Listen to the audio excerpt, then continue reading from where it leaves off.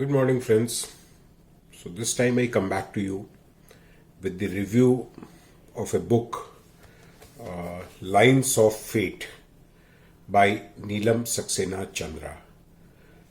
Now, this is a collection of 16 short stories written by Neelam, who also happens to be a friend on the Facebook. A little about the author, Neelam Saxena Chandra. She is working in the Indian Railways and currently posted in Pune. So it's the same organization from where where I worked a substantial portion of my life. And she has authored 4 novels, 1 novella, and 6 short story collections, 31 poetry collections, and 13 children's books. So amazing feat that she has done. She mentions in the preface to this book that she was primarily a loner as a child. She rarely spoke to anyone except while answering questions asked by her teachers. And she loved, the things that she loved were mathematics and literature. Yes, she says, I tend to agree with you, quite an odd combination, but that's what I was and still am. The only thing that life has taught me is to never give up, howsoever odd the circumstances may be. Every time that a difficulty pops up, I realize that there will be a solution too, and I have to keep myself motivated. Now, each of these 16 short stories, in some way or the other, present or send out the same message that there will always be a solution to a difficulty. The person only has to keep himself or herself motivated. On the blurb at the back page, she says, often a simple encounter on the path of life can change one's entire future. So, Lines of Fate by the author is a collection of such selected, distinctive, and unique tales from different walks of life. She has come with this unique collection of short stories to entertain the readers. When a dice is rolled, one does not know what the outcome will be. Similarly, in an encounter between people, the aftermath is simply indefinite and unidentifiable.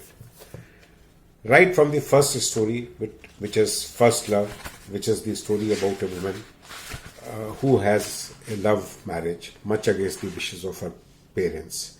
Sukriti, she marries Bhushan, and then she has a child also. But then Bhushan is a control freak. He wants to control everything in her life, and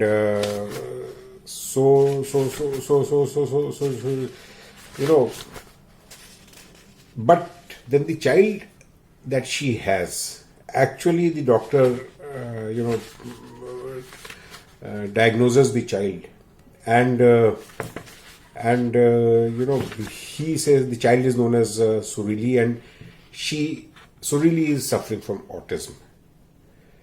Now, the husband, he says that because in his family his grandfather suffered from autism, so he says that let's go and leave the child in an orphanage where she'll be well taken care of.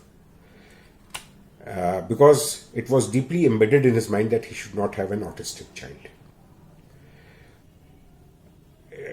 Sukriti takes a call, she decides, and she leaves Bhushan because she has to have her child with her. And to the last story, which is known as Tsunami, which is the story about a family, husband, wife, and 2 sons, and well-settled family. And one day, the life changes for the wife, which is, Monisha is the wife, whereas the husband, brings home a child. Now, the child is the child of a single divorced woman who happens to work in the same office, in the same NGO where the husband works, and she dies of cancer, and she leaves all the property in a trust for the child with this husband, says that he should take care of the child. And the wife suspects the husband of having relationship with that woman wrongly. And they have a turmoil in the house, and she says that I'll leave the house and everything. She does not accept the child. She says the child should be given back to the biological father who's divorced.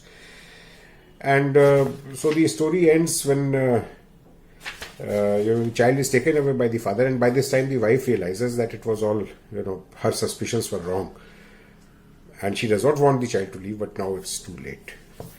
So each of the story, intercaste marriage, everything that is there in the society, covers all aspects of the society, intercaste, interreligion. Some decisions taken, some people meet, come together. Interesting short stories.